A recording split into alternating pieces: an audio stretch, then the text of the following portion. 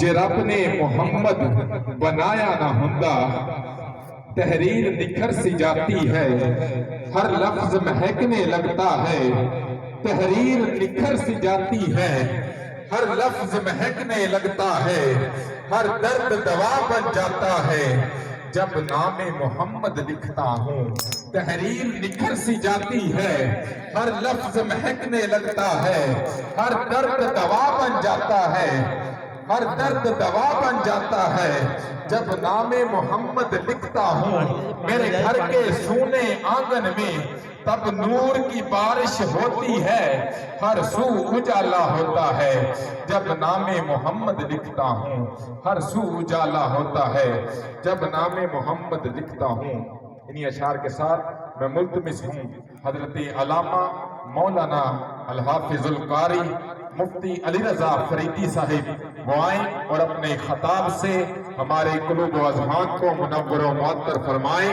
उनकी आमद से कबल पुरज़ोर नारों का जवाब दीजिए। नारा तकबीर, नारा तकबीर, नारा रिसालत, नारा रिसालत, नारा रिसालत, नारा हैदरी, नारा गौसिया, जश्न मिलाद मुस्तफा, उलमाए हक अहले सुन्नत।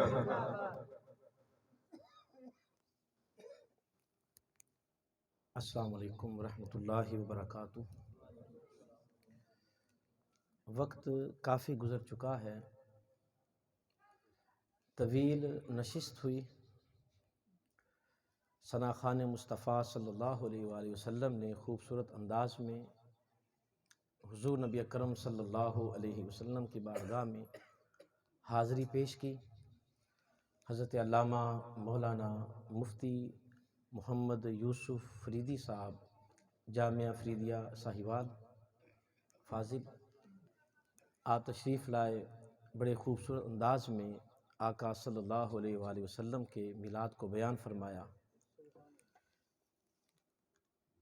देखा जाए तो रात बिलखुसूस ये रातें काफ़ी तवील होती हैं और गर्मियों में इस वक्त इशा की नमाज़ पढ़कर हम फारिग होते हैं।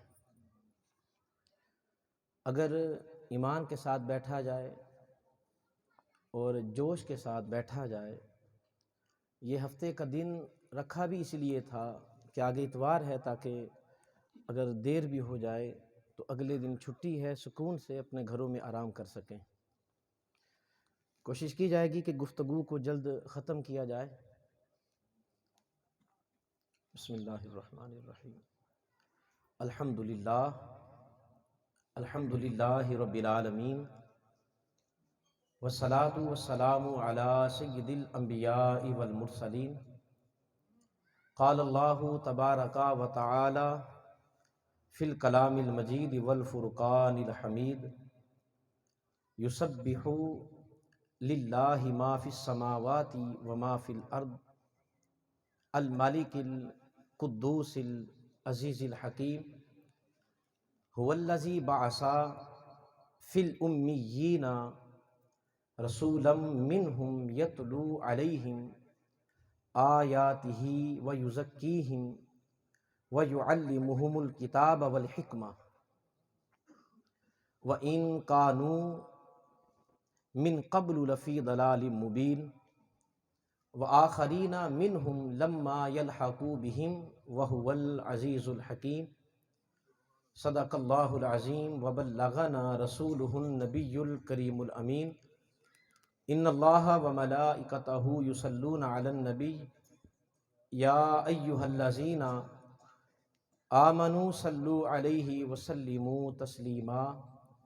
अल्लाहुम्मा सल्लि अला सय्यिदिना व मौलाना मुहम्मदिन व अला आलि सय्यिदिना व मौलाना मुहम्मदिन व बारिक व सल्लिम व सल्लि अलैहि। अल्लाह जल्ला मजदुहु व जल्ला जलालुहु व अम्मा नवालुहु व आज़मा शानुहु व अतम्मा बुरहानुहु की हम्दो सना और हुजूर सय्यद आलम सल्लल्लाहु अलैहि वसल्लम की बारगाह में हदिया दुरूद व सलाम अर्ज करने के बाद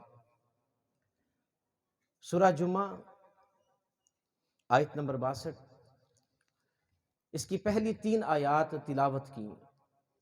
اللہ رب العزت نے فرمایا یسبح للہ ما فی السماوات و ما فی الارض، کائنات کی ہر شے اللہ رب العزت کی بے عیبی کو بیان کر رہی ہے۔ کائنات کا ذرہ ذرہ اللہ کی عظمت کو، اس کی شان رفعت کو، اس کی بلندی کو، اس کی بے عیبی کو بیان کر رہا ہے۔ وہ خالق کون ہے؟ الملک، وہ بادشاہ ہے۔ اب یہاں سے اللہ رب العزت نے اپنی تعریف کی کہ کائنات کی ہر چیز اللہ کی بے عیبی کو بیان کر رہی ہے۔ وہ اللہ کون ہے؟ وہ اللہ ملک ہے، بادشاہ ہے۔ القدوس، بے عیب ہے۔ العزیز، غالب ہے۔ الحکیم، اس کے تمام امور حکمت سے بھرے ہوئے ہوتے ہیں۔ یہ اللہ نے اپنی تعریف کی، الملک، القدوس، العزیز، الحکیم۔ پھر فرمایا هو الذی بعث فی الامیین رسولا، یہ وہ اللہ ہے جس نے امیوں میں اپنے رسول کو مبعوث فرمایا۔ ابھی تعریف کس کی ہے؟ اللہ کی۔ یہ وہ اللہ ہے جس نے امیوں میں اپنے رسول کو مبعوث فرمایا۔ تعریف اللہ کی وسیلہ مصطفیٰ کا۔ تعریف اللہ خود اپنی کر رہا ہے، وسیلہ مصطفیٰ کا پیش کرتا ہے۔ کوئی انسان اپنا تعارف کرواتا ہے، میں فلاں ہوں، میں فلاں ہوں، میں یہاں سے آیا ہوں، میرا فلاں کے ساتھ یہ تعلق ہے، پھر ریفرنس کے طور پر، دلیل کے طور پر کسی کا حوالہ دیتا ہے، میں اس کا فلاں ہوں۔ اب اس آیت پر غور کریں۔ فرمایا کہ وہ اللہ جو مالک ہے، بادشاہ ہے، بے عیب ہے، غالب ہے، حکمت والا ہے، یہ وہ اللہ ہے جس نے رسول کو مبعوث فرمایا ہے۔ اللہ نے اپنی تعریف کے ساتھ محمد کو وسیلہ بنایا۔ اگر وہ رب ہو کر اپنی تعریف کرتے ہوئے محمد کو وسیلہ بناتا ہے، اگر میں امتی ہو کر اگر حضور کو وسیلہ بناؤں گا، کیا اللہ میری مغفرت نہیں فرما دے گا؟ اب اللہ رب العزت نے اس نبی کی تعریف کی۔ وہ نبی کون ہے؟ هو الذی بعث فی الامیین رسولا، وہ رسول کون ہے؟ یتلو علیہم آیاتہ ویزکیہم ویعلمہم الکتاب والحکمہ، یہ وہ رسول ہے جو ان پر قرآن کی آیتوں کی تلاوت کرتا ہے، ویزکیہم، ان کے نفسوں کو پاک کرتا ہے، ویعلمہم الکتاب، انہیں کتاب کی تعلیم دیتا ہے، والحکمہ، انہیں حکمت کی تعلیم دیتا ہے۔ اللہ رب العزت نے یہاں پر مصطفیٰ کے 4 فریضوں کو بیان کیا، اور پچھلی آیہ مبارکہ میں اپنے 4 صفات کو بیان فرمایا۔ 4 صفتوں کو بیان کرنے کے بعد اس نے مصطفیٰ کے 4 فریضوں کو بیان فرمایا، اور پھر آگے فرمایا وآخرین منہم لما یلحقوا بہم، اور یہ رسول، یہ ایسا رسول ہے، ایسی عظمتوں والا، ایسی شانوں والا رسول ہے کہ نہ صرف جو اس کے سامنے موجود ہیں، نہ صرف انہیں ہدایت دیتا ہے، بلکہ یہ حبیب جو بعد کے زمانوں میں آئیں گے، جو بعد کے زمانوں میں آئیں گے، یہ نبی انہیں بھی ہدایت دے گا۔ جو اس نبی کے فرائض ہیں، قرآن کی آیتوں کی تلاوت کرتا ہے، نفسوں کو، باطنوں کو پاک کرتا ہے، کتاب کی تعلیم دیتا ہے، حکمت کی تعلیم دیتا ہے، یہ نہ صرف جو اس کے سامنے لوگ موجود ہیں، نہ صرف انہیں سکھاتا ہے، بلکہ جو بعد میں لوگ آئیں گے تا قیامت، اللہ رب العزت نے تا قیامت آنے والے انسانوں کی ہدایت کی ذمہ داری اپنے مصطفیٰ جان رحمت پر ڈال دی کہ محبوب یہ آپ کی ذمہ داری ہے، آپ نے ان کو ہدایت دینی ہے۔ اب حضرت آدم علیہ السلام سے لے کر عیسیٰ علیہ السلام تک انبیاء آتے رہے. آدم علیہ السلام آئے، ان کا وقت مقرر تھا، انہوں نے اپنے وقت میں اپنے فریضے کو ادا کیا. بعد میں کیا ہوتا ہے یہ ذمہ داری آدم علیہ السلام کی نہیں تھی. نوح علیہ السلام آئے، جب تک اللہ کی طرف سے حکم تھا، حیات ظاہری تھی، وہ تبلیغ کرتے رہے.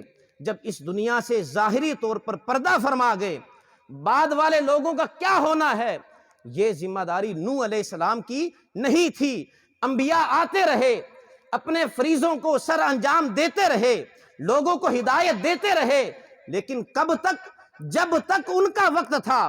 بعد والے لوگوں کا کیا حال ہے انہیں اس سے کوئی غرض نہیں تھی. لیکن قربان جائیں اس نبی پر، جب اس نبی کو مبعوث فرمایا کہ محبوب نہ صرف آپ انہیں ہدایت دیں گے بلکہ جو بعد کے زمانوں میں لوگ آئیں گے قیامت تک، محبوب آپ انہیں بھی ہدایت دیں گے. اب یہ کیسے ہدایت دیں گے؟ آقا علیہ الصلوۃ والسلام کا ایک فرمان ہے. حضور نے ارشاد فرمایا کہ مجھے تمہارے گمراہ ہونے کا بالکل بھی ڈر نہیں ہے، کہ میرے بعد تم شرک میں مبتلا ہو جاؤ گے، اس بات کا کوئی خوف نہیں ہے. پہلے انبیاء آتے، جب وہ رخصت ہوتے امت بعد میں گمراہ ہو جاتی، شرک میں مبتلا ہو جاتی. موسیٰ علیہ السلام آپ نے 40 دن کا اعتکاف کیا، سرے طور گئے، اپنی امت سے توجہ ہٹا لی، اللہ کی طرف لو لگائے رکھی، اللہ کی طرف متوجہ رہے. 40 دن کے بعد جب موسیٰ علیہ السلام واپس اپنی قوم بنی اسرائیل کی طرف آئے تو دیکھا کہ بنی اسرائیل وہ بچڑے کو پوج رہی ہے، وہ شرک میں مبتلا ہو گئی. تو پتہ یہ چلا نبی توجہ ہٹا لے امت گمراہ ہو جاتی ہے. اور یہ کون سی امت؟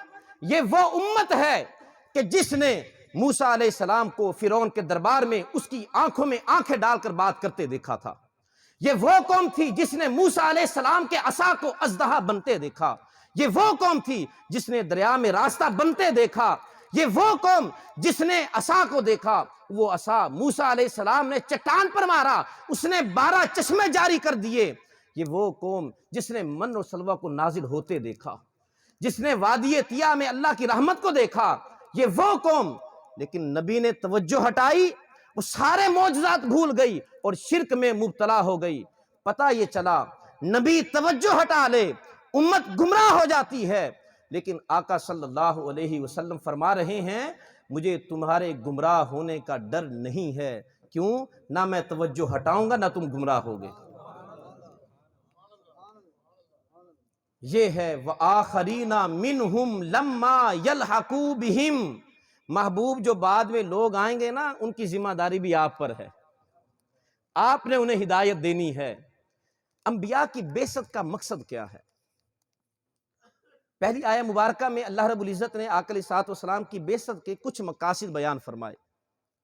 ان پر قرآن کی آیتوں کی تلاوت کرتا ہے، ان کے نفسوں کو پاک کرتا ہے، باطن کو ستھرا کرتا ہے، کتاب کی تعلیم اور حکمت کی تعلیم دیتا ہے. یہ بعض مقاصد یہاں پر اللہ رب العزت نے بیان فرمائے. یہ تھے آقا علیہ الصلوۃ والسلام کی بعثت کے مقاصد. اب دیگر انبیاء، اللہ رب العزت نے دیگر انبیاء کو بھیجا. اب ان کے آنے کے مقاصد سورہ بقرہ آیت نمبر 213 فرمایا کان الناس امۃ واحدہ، ہم نے امت کو امت واحدہ بنایا. فبعث اللہ النبیین مبشرین ومنذرین، اور ان میں رسولوں کو بھیجا تاکہ وہ لوگوں کو خوشخبریاں سنائیں، ومنذرین، اور انہیں ڈر سنائیں، خوشخبری جنت کی سنائیں اور جہنم کا ڈر سنائیں، بشارت اور نذارت دے کر بھیجا. یہاں پر 2 مقصد بیان ہوئے. پھر آگے ایک اور مقام پر سورہ نحل میں آیت نمبر 36 میں اللہ رب العزت نے فرمایا وَلَقَدْ بَعَثْنَا فِي كُلِّ أُمَّةٍ رَسُولًا، ہم نے ہر خطے میں، ہر جگہ پر، ہر زمین پر، ہر گروہ میں نبیوں کو بھیجا ہے. کوئی شخص یہ نہیں کہہ سکتا کہ ہمارے پاس کوئی نبی نہیں آیا. ہر خطے میں، ہر گروہ میں، ہر جگہ پر، ہر زمین پر ہم نے انبیاء کو بھیجا. کس لیے؟ اَنِ اعْبُدُوا اللَّهَ، تاکہ وہ لوگوں کو یہ تعلیم دیں کہ لوگ اللہ کی عبادت کریں. یہ تیسرا مقصد یہاں پر بشارت خوشخبری سنائیں، جہنم کا ڈر سنائیں اور لوگوں کو اللہ کی عبادت کی طرف بلائیں۔ وَاجْتَنِبُوا الطَّاغُوتَ، انہیں شیطان کے حملوں سے بچائیں۔ یہ انبیاء کے عمومی مقاصد کو بیان کیا۔ اب آ جائیں کریم آقا علیہ الصلوۃ والسلام کی بعثت کا مقصد۔ اللہ رب العزت نے فرمایا کہ الذین یتبعون الرسول النبی الامی الذی یجدونہ مکتوبا عندہم فی التوراۃ والانجیل، یہ رسول جو اتباع کرنے والے اس رسول کی اتباع کرتے ہیں، اس مصطفیٰ کی اتباع کرتے ہیں۔ یہ کون مصطفیٰ؟ جو رسول بھی ہے، نبی بھی ہے، امی بھی ہے، شخصیت ایک ہے، ذات ایک ہے، لیکن نام دو ذکر کیے۔ رسول بھی ہے، نبی بھی ہے۔ نبی کب تھا؟ جب اللہ رب العزت سے پیغام لے رہا تھا تب نبی تھا، اور جب پیغام دے رہا تھا تب رسول تھا۔ ذات ایک ہیں لیکن شخصیت کے کئی پہلو ہیں۔ الذین یتبعون الرسول النبی الامی الذی، وہ لوگ جو اس نبی کی اتباع کرتے ہیں جو نبی بھی ہے، رسول بھی ہے، امی بھی ہے۔ یجدونہ مکتوبا عندہم فی التوراۃ والانجیل، اور اس نبی کا ذکر تورات اور انجیل کو پڑھنے والے تا قیامت پاتے رہیں گے۔ اس نبی کا ذکر تورات اور انجیل میں یہ پاتے رہیں گے، اس نبی کا جو رسول بھی ہے، نبی بھی ہے، امی بھی ہے۔ کیا ذکر؟ اب آگے بعثت کے مقاصد بیان ہوئے۔ بعثت کا مقصد یامرہم بالمعروف، یہ نبی ایسا ہے جو لوگوں کو نیکی کا حکم دیتا ہے، وینہاہم عن المنکر، لوگوں کو برائیوں سے روکتا ہے، ویحل لہم الطیبات، ان کے لیے پاکیزہ چیزوں کو حلال کرتا ہے، ویحرم علیہم الخبائث، ناپاک چیزوں کو حرام کرتا ہے۔ یہ نبی لوگوں کے لیے پاکیزہ چیزوں کو حلال کرتا ہے، ناپاک کو حرام کرتا ہے۔ اب سوال یہ پیدا ہوا، جو چیز ہے ہی پاک وہ ہے ہی حلال، پاک ہے تو حلال ہے، اور جو ہے ناپاک وہ ہے ہی حرام، لیکن اللہ نے فرمایا یہ نبی پاکیزہ چیزوں کو حلال کرتا ہے۔ یہ بتانا مقصود ہے ہیں پاک، لیکن جب تک یہ نبی انہیں پاک نہیں کہے گا وہ چیز پاک نہیں ہوگی۔ یہ نبی جب تک اس چیز کو جو ہے ناپاک یہ نبی حرام نہیں کہتا وہ چیز حرام نہیں ہوگی۔ اللہ رب العزت نے یہاں پر نبی کو امی کہہ کر پکارا، الذین یتبعون الرسول النبی الامی، یہ نبی رسول اور امی ہے۔ بعض لوگوں نے امی کا معنی وہ بندہ جو کہ پڑھنا لکھنا نہیں جانتا یہ کیا، جس کو پڑھنا لکھنا نہیں آتا وہ امی ہے۔ اب سورہ جمعہ کی جو آیت مبارکہ تلاوت کی اس میں اللہ نے فرمایا هو الذی بعث فی الامیین رسولا، کہ ہم نے امیوں میں رسول کو بھیجا۔ اگر امی اس کا معنی ان پڑھ لیا جائے، یہ تو سادہ آدمی بھی جانتا ہے کہ کسی ان پڑھوں کو تعلیم دینے کے لیے نہیں بھیجا جاتا، تو لہٰذا امی کا معنی جب یہ لفظ حضور کے ساتھ جڑے گا تو یہ نہیں کہا جائے گا اس کو پڑھنا لکھنا نہیں آتا۔ وہ کیسے پڑھنا لکھنا نہیں آتا؟ اللہ نے فرمایا اقرا بسم ربک الذی خلق خلق الانسان من علق اقرا وربک الاکرم الذی علم بالقلم، وہ رب جس نے لکھنا بھی سکھایا پڑھنا بھی سکھایا ہے۔ اللہ رب العزت نے آدم علیہ السلام کو فرشتوں کے سامنے پیش کرنا تھا، آدم علیہ السلام کو تمام چیزوں کے نام سکھائے، تمام چیزوں کے نام سکھانے کے بعد اب فرشتوں کے سامنے کھڑا کیا، کل فرشتے سامنے کھڑے ہیں، آدم علیہ السلام سٹیج پر کھڑے ہیں۔ اللہ نے فرمایا اے آدم جو تمہیں میں نے نام سکھائے تھے اب وہ نام انہیں بیان کرو۔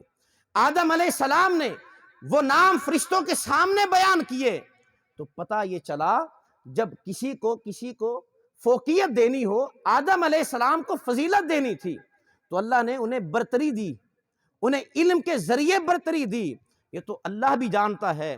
اب اللہ رب العزت نے قوم کی ہدایت کے لیے، لوگوں کی ہدایت کے لیے، جو لوگ گمراہیوں میں تھے ان کی ہدایت کے لیے نبی کو بھیجنا تھا، کیا وہ نبی کو بغیر لکھائے اور پڑھائے بھیجے گا؟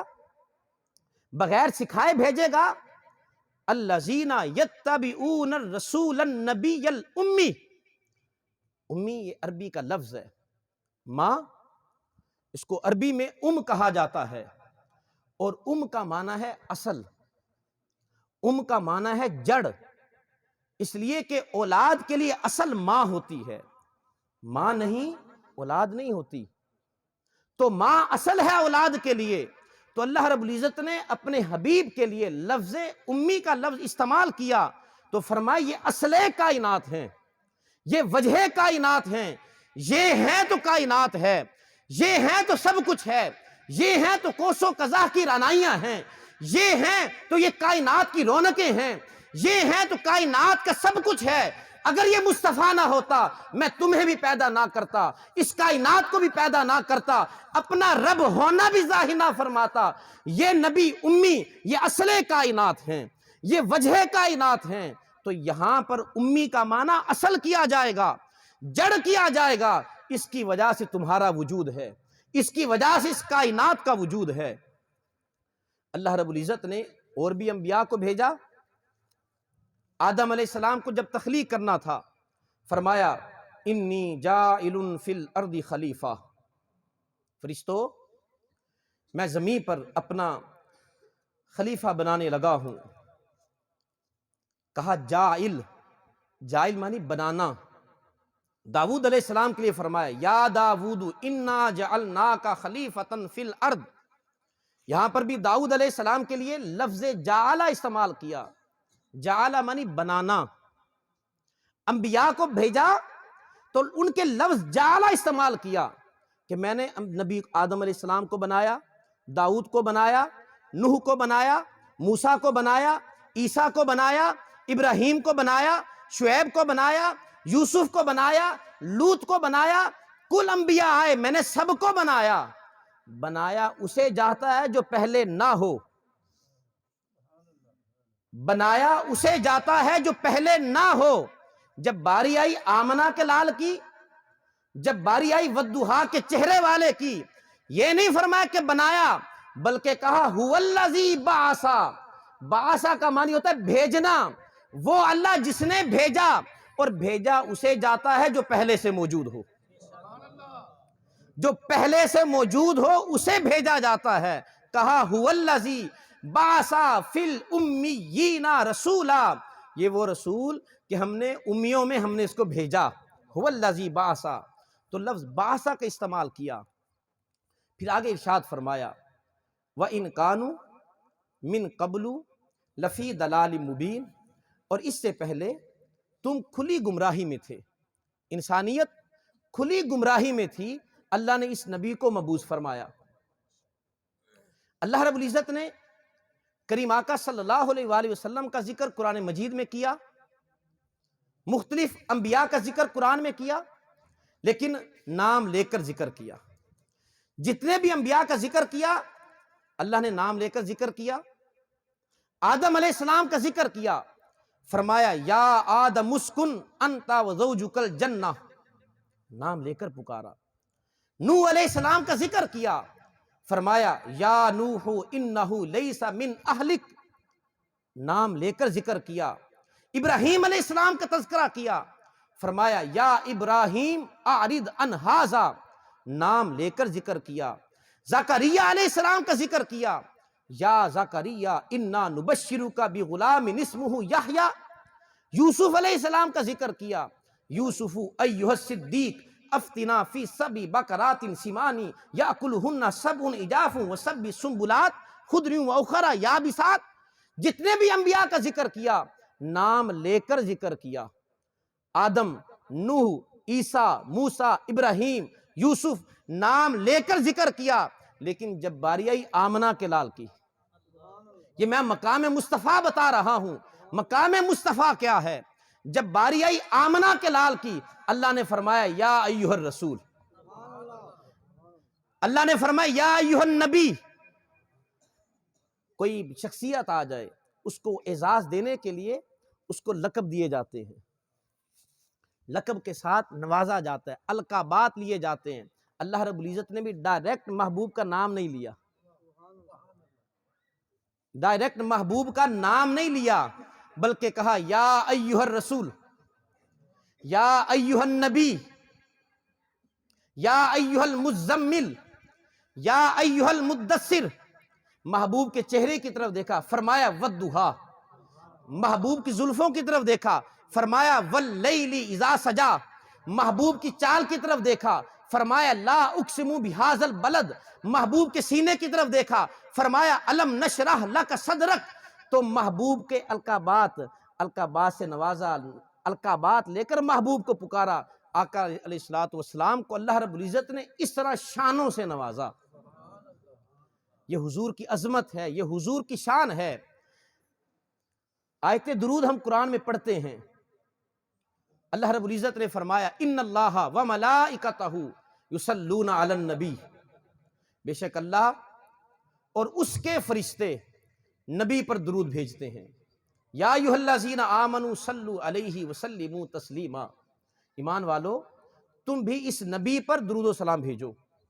سوال یہ پیدا ہوا، آدم علیہ السلام بھی تو اللہ کے نبی ہیں، نوح علیہ السلام بھی تو اللہ کے نبی ہیں، ابراہیم خلیل اللہ بھی اللہ کے نبی ہیں، اسماعیل ذبیح اللہ بھی اللہ کے نبی ہیں، موسیٰ کلیم اللہ بھی اللہ کے نبی ہیں، لیکن کسی نبی کے لیے یہ نہیں فرمایا کہ آدم پر اللہ درود و سلام بھیجتا ہے، نوح پر اللہ درود و سلام بھیجتا ہے۔ یہ عظمت ملی تو آقا علیہ الصلوۃ والسلام کو، یہ شان ملی تو مصطفیٰ کو۔ جب مصطفیٰ کی باری آئی، فرمایا کہ بے شک اللہ اور اس کے فرشتے اس نبی پر درود بھیجتے ہیں۔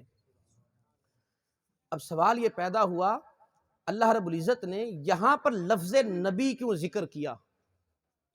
حالانکہ اللہ نے آقا علیہ الصلوۃ والسلام کا ذکر مختلف ناموں سے کیا، مختلف القابات سے کیا، رسول کہہ کر بھی پکارا، یا ایھا الرسول، نبی کہہ کر بھی پکارا، لیکن یہاں پر نبی ہی ذکر کیا، رسول نہیں ذکر کیا۔ اللہ نے قرآن میں حضور کا نام احمد بھی ذکر کیا، لیکن آیت درود میں لفظ احمد ذکر نہیں کیا۔ اللہ رب العزت نے اپنے حبیب کا نام محمد بھی ذکر کیا، لیکن آیت درود میں لفظ محمد بھی ذکر نہیں کیا۔ ان اللہ وملائکتہ یصلون علی محمد نہیں ذکر کیا۔ اللہ نے محبوب کو عبد کہہ کر بھی پکارا، سبحان الذی اسریٰ بعبدہ، پاک ہے وہ ذات جو اپنے عبد کو لے گئی۔ نہیں فرمایا ان اللہ وملائکتہ یصلون علی العبد، یہ بھی نہیں فرمایا، بلکہ کیا کہا؟ ان اللہ وملائکتہ یصلون علی النبی، بے شک اللہ اور اس کے فرشتے نبی پر درود بھیجتے ہیں۔ اس کی کیا وجہ، اس میں کیا حکمت ہے؟ صحابہ نے آقا صلی اللہ علیہ وسلم سے سوال کیا، یا رسول اللہ آپ نبی کب بنے تھے؟ حالانکہ سب صحابہ جانتے ہیں کہ آقا علیہ الصلوۃ والسلام نے 40 سال کی عمر میں اعلان نبوت کیا، لیکن پھر بھی پوچھ رہے ہیں تو پتہ چلا صحابہ کا مقصد یہ نہیں تھا کہ آپ نے اعلان نبوت 40 سال میں کیا ہے، نہیں، بلکہ آج صحابہ کی منشا اور تھی۔ صحابہ بھی جانتے تھے یہ تو اعلان اب کیا ہے، حضور نبی بہت پہلے سے ہیں۔ یا رسول اللہ، اللہ نے آپ کو منصب نبوت سے کب سرفراز فرمایا؟ آقا کریم صلی اللہ علیہ وسلم نے فرمایا کنت نبیا وآدم بین الماء والطین، میں اس وقت بھی نبی تھا جب آدم مٹی اور پانی کے درمیان تھے۔ اب اللہ نے آیت درود میں نبی ذکر کیا، ان اللہ وملائکتہ یصلون علی النبی، تو نبی ذکر کیا، اور حضور کیا فرما رہے ہیں؟ کنت نبیا، میں اس وقت بھی نبی تھا جب آدم مٹی اور پانی کے درمیان تھے۔ لفظ نبی کو اس لیے ذکر کیا، جب سے نبی ہیں تب سے درود ہے، اس لیے کہ حضور محمد بنے اس وقت جب آقا علیہ الصلوۃ والسلام کی ولادت ہوئی۔ آپ نے رسول کا لقب اللہ نے اس وقت دیا جب آپ نے اعلان رسالت کیا۔ احمد اس وقت تھے جب آپ کی پیدائش ہوئی، آپ کی والدہ نے نام رکھا۔ اور نبی کب تھے؟ جب آدم علیہ السلام مٹی اور پانی کے درمیان. نعرہ تکبیر، نعرہ تکبیر، نعرہ رسالت، نعرہ رسالت، آقا ہمارے بڑی شان والے، آقا ہمارے. تو یہ مقام مصطفیٰ ہے. بس گفتگو ختم کرنے لگا ہوں. خطبہ حجۃ الوداع ہے. آقا علیہ الصلوۃ والسلام خطبہ ارشاد فرما رہے ہیں. کم و پیش 1,24,000 صحابہ حضور کے سامنے ہیں. کئی صحابہ آقا علیہ الصلوۃ والسلام کے ساتھ مدینہ سے آئے، کچھ راستے میں شامل ہوئے. اب سب احرام باندھ کر آئے ہیں. کیا کرنے؟ حج کرنے. اور حج کن دنوں میں کیا جاتا ہے؟ ذوالحجہ کے دنوں میں، ذوالحجہ کے مہینے میں، ذوالحجہ کے دنوں میں 9، 10، 11 یہ حج کے ایام ہیں. اب سب صحابہ احرام باندھ کر مدینہ سے چلے، کچھ راستے میں ملے، گھاٹیوں سے ساتھ ملے، اور آقا علیہ الصلوۃ والسلام کے ساتھ مکہ پہنچے. یوم النحر ہے. حضور خطبہ ارشاد فرما رہے ہیں. خطبہ ارشاد فرماتے فرماتے آقا علیہ الصلوۃ والسلام نے صحابہ سے سوال کیا. فرمائے ایو شہر ھذا، صحابہ یہ مہینہ کون سا ہے؟ اب کیا حضور کو نہیں پتا یہ مہینہ کون سا ہے؟ اور صحابہ کو نہیں پتا یہ ذوالحجہ کا مہینہ ہے؟ لیکن سب صحابہ خاموش ہیں، کسی نے جواب نہیں دیا. حضور نے پھر سوال کیا ایو شہر ھذا، یہ مہینہ کون سا ہے؟ این بلد ھذا، یہ شہر کون سا ہے؟ کیا سب کو نہیں پتا یہ شہر مکہ ہے؟ سامنے تو بیت اللہ ہے، سب کو پتا ہے مکہ شہر ہے، سب کو پتا ہے یہ ذوالحجہ کا مہینہ ہے. اور حضور نے بھی حد کر دی. حضور نے بھی حد کر دی. صحابہ خاموش ہیں، کوئی جواب نہیں دیا. حضور نے پھر سوال کیا ایو یوم ھذا، صحابہ یہ دن کون سا ہے؟ اب سب جانتے یوم النحر ہے، سب کو پتا ہے یوم النحر ہے، شہر مکہ ہے، ذوالحجہ کا مہینہ ہے، لیکن سب خاموش ہیں، کسی نے جواب نہیں دیا. یہ بخاری اور مسلم کی متفق علیہ حدیث ہے، اور امام بخاری نے اس کو اتنی مرتبہ ذکر کیا مختلف طرق سے، مختلف راویوں سے.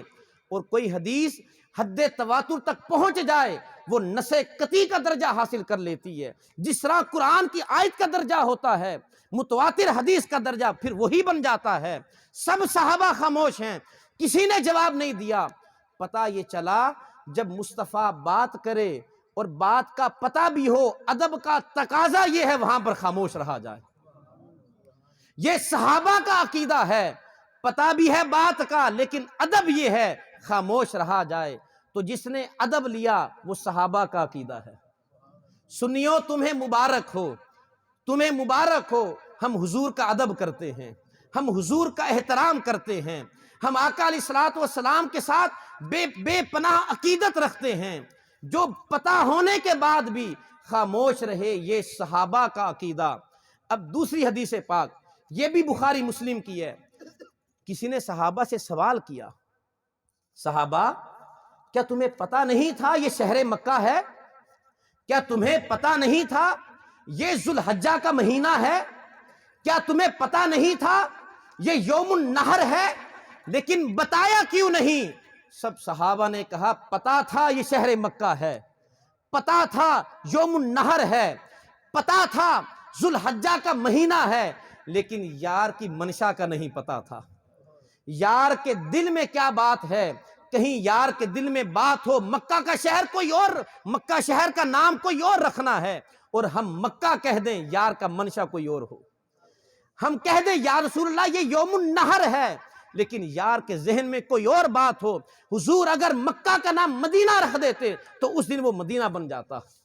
ہمیں نہیں پتا تھا حضور کی منشا کیا ہے. یوم النحر کا دن حضور کوئی اور رکھ دیتے، ہم مان لیتے کہ یا رسول اللہ یہی دن ہے جو آپ نے کہا. ذوالحجہ کا نام آپ محرم رکھ دیتے. ہمیں کیا پتا تھا حضور کی منشا کیا ہے؟ یار کی منشا نہیں پتا تھا، اس لیے جواب نہیں دیا. اب ایک اور نقطہ اس بات میں، کیا یہ قرآن مجید 23 سال کا عرصہ نازل ہو چکا تھا. قرآن مجید کا نزول مکمل ہو گیا. الیوم اکملت لکم دینکم واتممت علیکم نعمتی وردیت لکم الاسلام دینا. یہ آیت مبارکہ خطبہ حجۃ الوداع کے موقع پر نازل ہوئی. محبوب دین مکمل کر دیا، قرآن مکمل ہو گیا، ہدایت مکمل ہو گئی. کیا صحابہ نے یہ جو اس شہر مکہ، یہ شہر مکہ کو اللہ نے قرآن میں ذکر کیا، انا اولا بیت وضع للناس للذی ببکہ. صحابہ کو بھی پتا تھا اللہ اس شہر کو مکہ کہہ چکا، صحابہ کو پتا تھا اللہ نے اس شہر کو مکہ کا نام دیا ہے، لیکن پھر بھی حضور نے جب پوچھا نا یہ شہر کون سا ہے، جواب نہیں دیا. پتا یہ چلا جو یار کے منہ سے نکل جائے بات وہی ہے، بات وہی ہے، قرآن وہی ہے جو مصطفیٰ نے کہہ دیا. اگر مصطفیٰ نے اس کا نام کوئی اور رکھ دیا، اگرچہ قرآن میں آ گیا لیکن اب نام وہی ہوگا جو مصطفیٰ نے کہہ دیا. اب دیکھیں مقام مصطفیٰ کیا ہے. آقا صلی اللہ علیہ وآلہ وسلم غار حرا میں گئے، پہلی 5 آیتیں نازل ہوئیں. اقرا بسم ربک الذی خلق، خلق الانسان من علق، اقرا وربک الاکرم الذی علم بالقلم علم الانسان ما لم یعلم. غار حرا سے آقا علیہ الصلوۃ والسلام یہ آیات لے کر آئے، صحابہ کے سامنے یہ آیات پڑھ کر سنائیں. صحابہ نے پوچھا یا رسول اللہ یہ کیا ہے، یہ کیا ہے؟ حضور نے فرمایا یہ قرآن ہے. جس نے مان لیا وہ مسلمان، جس نے نہ مانا وہ کافر. اب یہ جو قرآن کو کب مانا؟ پہلے قرآن کو مانا یا حدیث مصطفیٰ کو مانا؟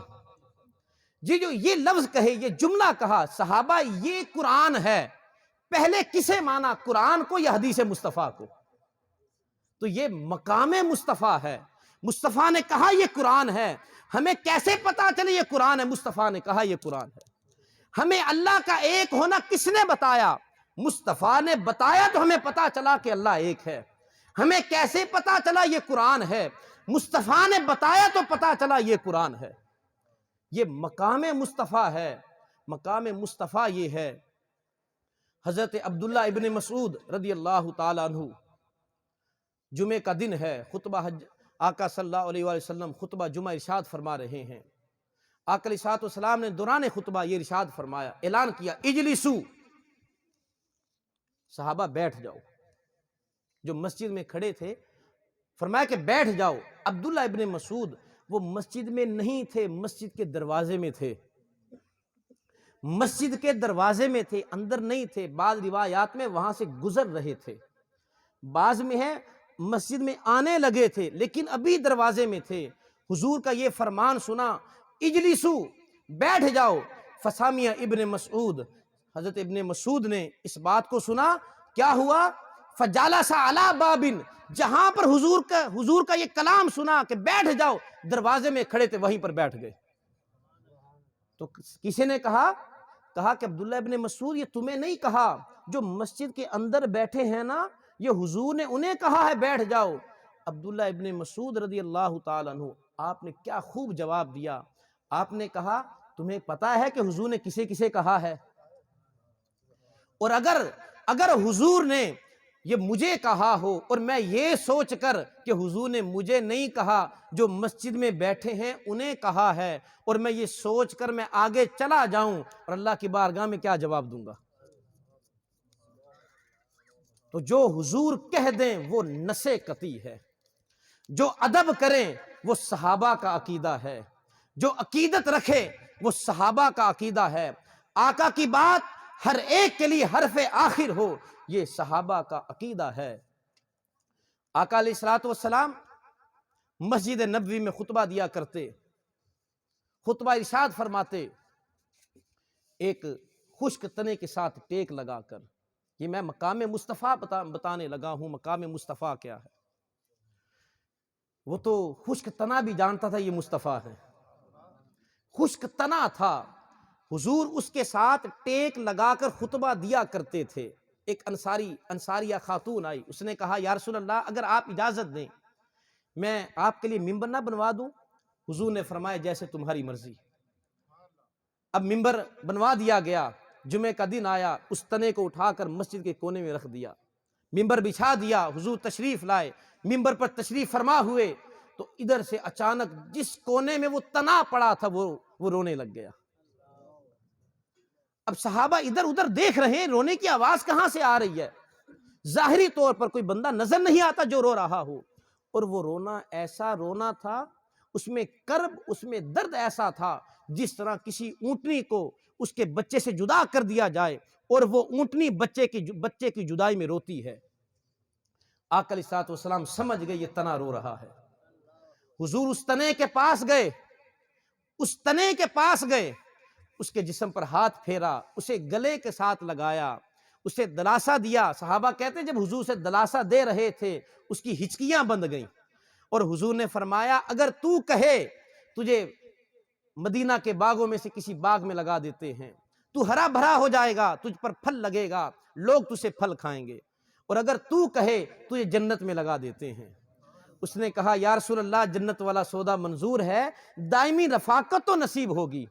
ارے وہ خشک تنا جس کی نسبت حضور کے ساتھ ہو گئی اور وہ خشک تنا باتیں کرنے لگ جائے، یہ مقام مصطفیٰ ہے۔ جس تنے کے ساتھ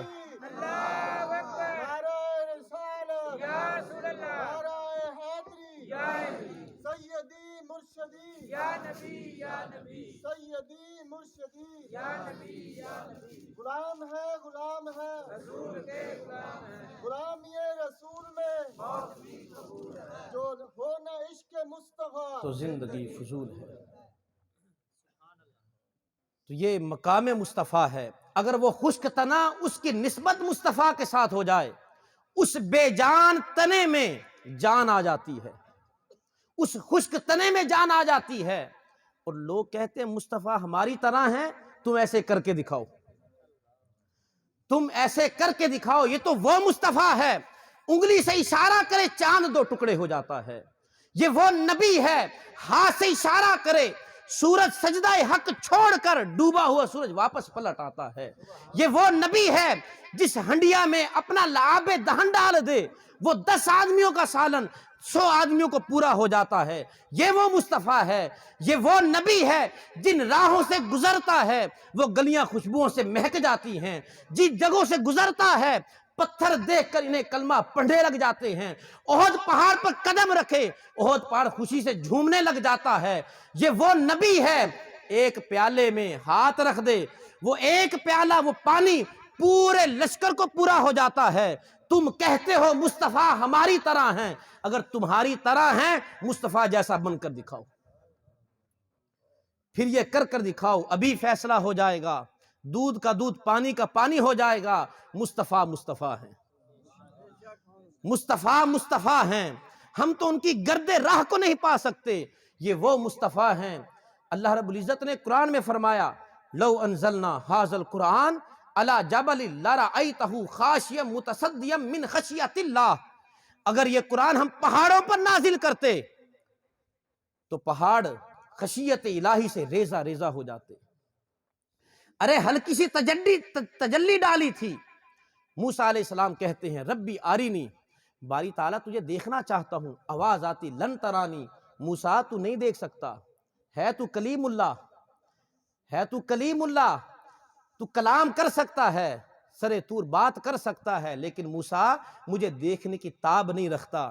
لیکن پھر اصرار ہوا ربی آرینی، رب تجھے دیکھنا چاہتا ہوں، آواز آئی لن ترانی، تو نہیں دیکھ سکتا، اصرار بڑھتا ہے۔ اللہ فرماتا ہے ٹھیک ہے، میں اپنے انوار و تجلیات کا پرتو میں اس پہاڑ پر ڈالتا ہوں، اگر برداشت کر لیا تجھے اپنا دیدار بھی کروا دوں گا۔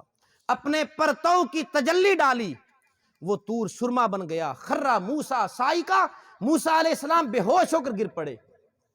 جب ہوش آیا اللہ کی حمد و ثنا بیان کی، تو اگر ہلکی سی تجلی ڈالے وہ طور سرما بن جاتا ہے۔